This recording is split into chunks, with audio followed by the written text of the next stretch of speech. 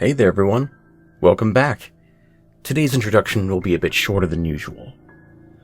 Now then, in today's video, we will focus on a story about a man who has no faith in humanity or life.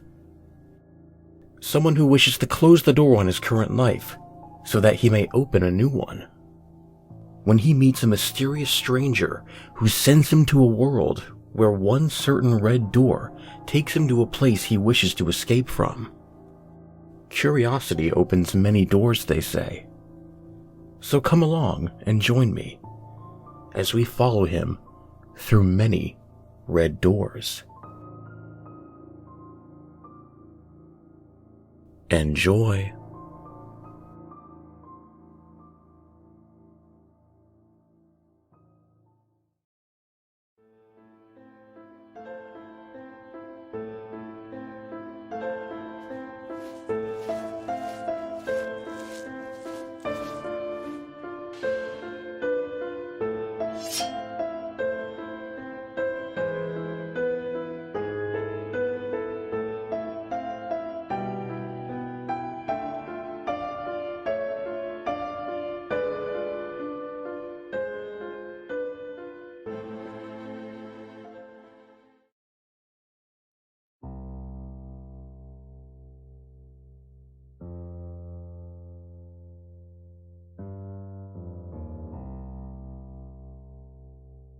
It is easy for the lost and the outcast to find solace in technology.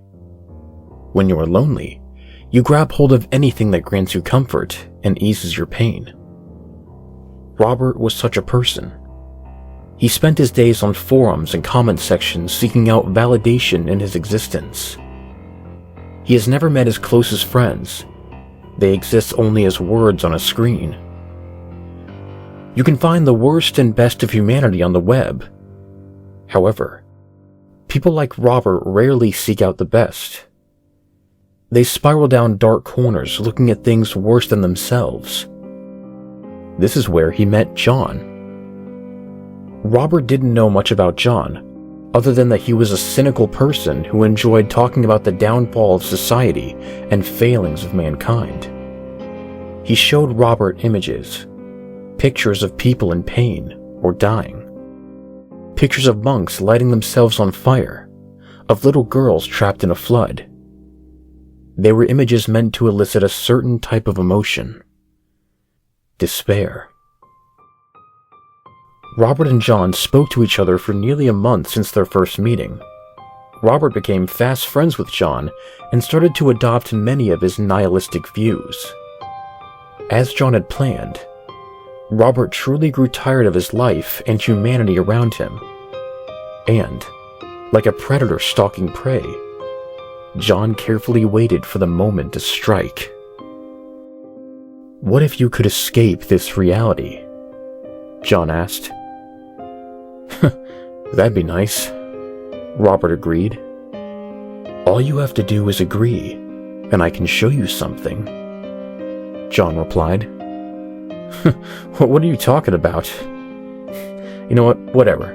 Show me," he finished. Rob immediately felt a dizzying sensation as the lights went out around him. For a moment, the world went black. Then his eyes adjusted to the dark. He was still sitting at his keyboard, but the screen had no power along with the computer.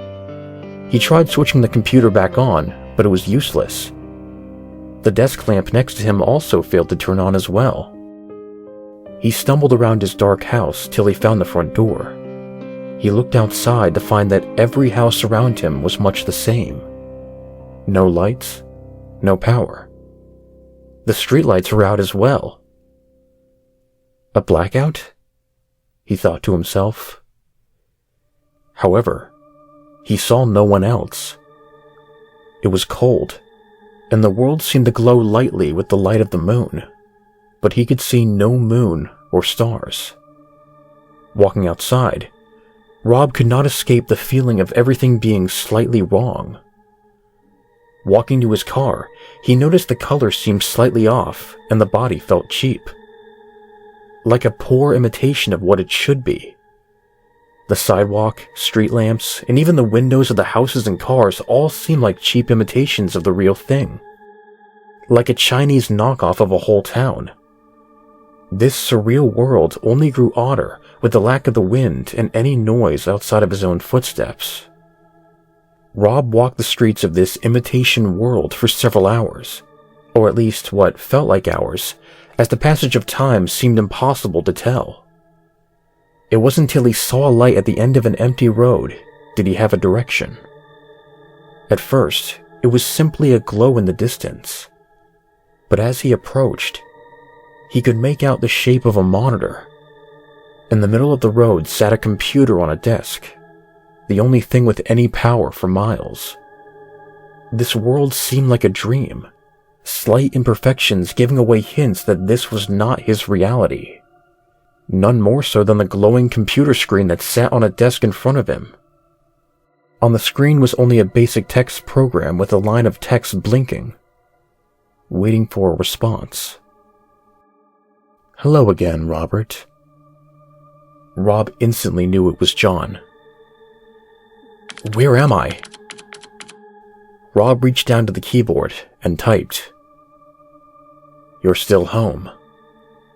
John immediately typed back, "However, I suppose that is not what you wanted to hear. Your body is home. Your mind is in another reality just like you asked." John continued, "As long as you're not using your body, I'll take it in the meantime. Enjoy the peace, Robert." As the last words appeared on the screen, the power went out. The glow was replaced with darkness. Robert desperately tried to type back and turn on the computer, but it was useless. Once again, Rob was left alone in this dark world. He had no sense of time and wasn't sure how long he had been there. The only thing he could think to do was walk. He tried opening doors to surrounding buildings, but they were sealed shut like they were never meant to be opened. Windows only showed near empty insides with furniture that looked fit for a model house. He kept walking, never feeling tired or hungry, as surely hours must have passed.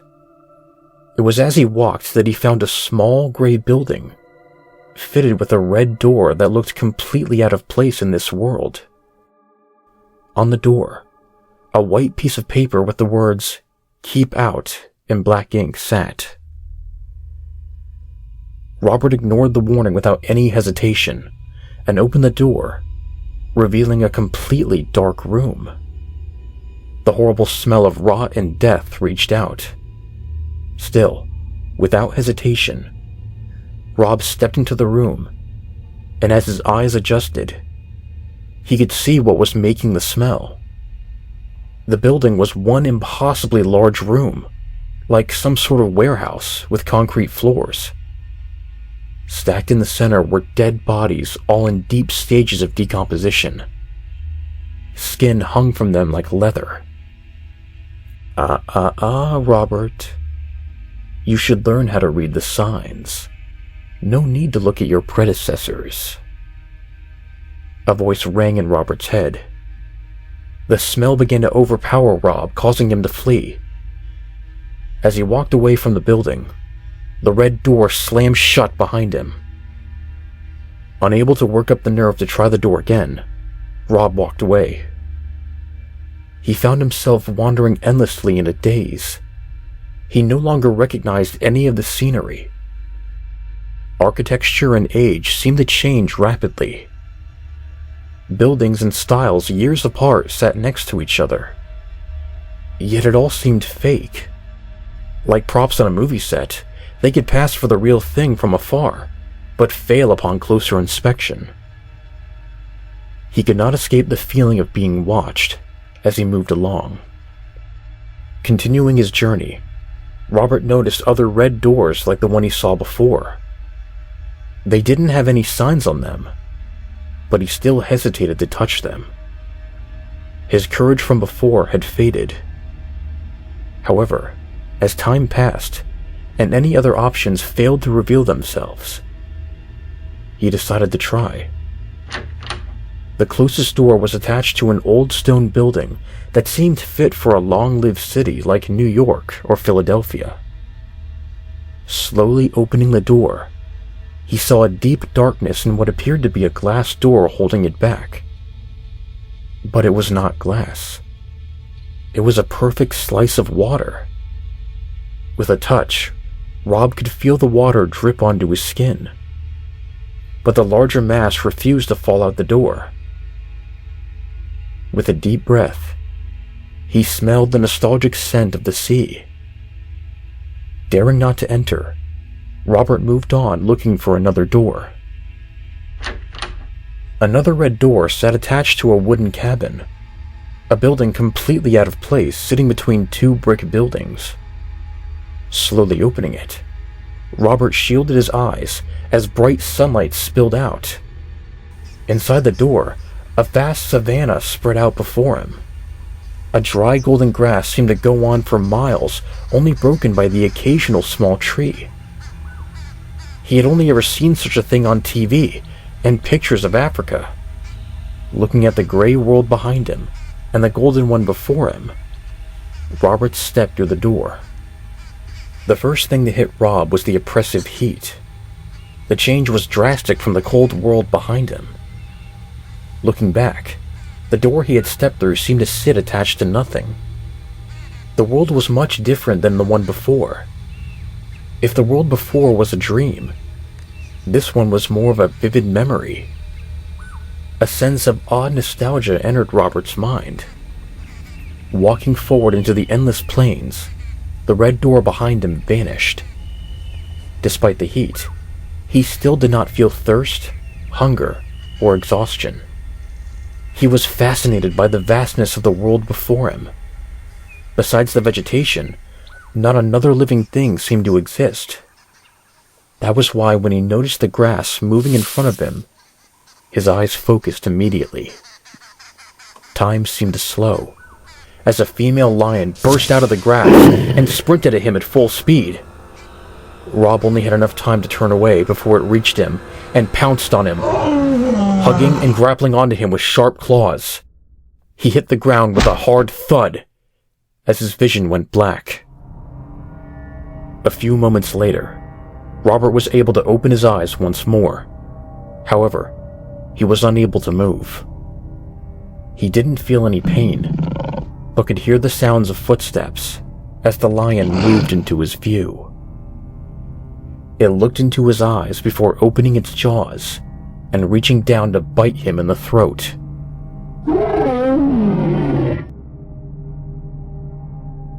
He awoke once more on the cold streets of the gray world before, gasping for breath. A dark voice laughed in Rob's head once more. Curiosity can be a dangerous thing, Robert. It killed the cat after all. John said with a laugh. I am about done on this side. You will be home soon enough. You were a good sport, so perhaps I'll sate your curiosity a bit. The red door before him opened again. This time, a different scene lay before him. A vast village made of sandstone sitting under a bright sun. It's old, Robert. Very old. The door closed again as John spoke, only to open it again. This time to a small computer server room. Electronics and black boxes lined the wall, while a single computer screen and keyboard sat on a desk at the end. However, even old things can adapt to the age, Robert. It's time now. I can't stay here for long. The voice of John spoke for one last time.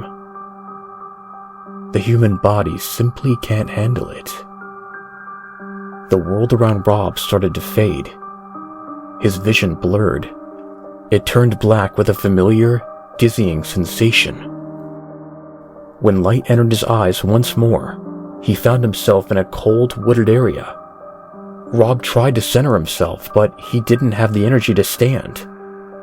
He was desperately thirsty. His whole body felt dry. When he finally glanced at his arms, he tried to scream, but his dry throat could not get the sound out. He could see his bones, with leathery skin hanging off of them. The last of his energy left him as he collapsed completely onto the grass floor. His eyes quickly dried to the point that he could no longer move them. Not a tear could escape. His body was already a long dead corpse that would never move again.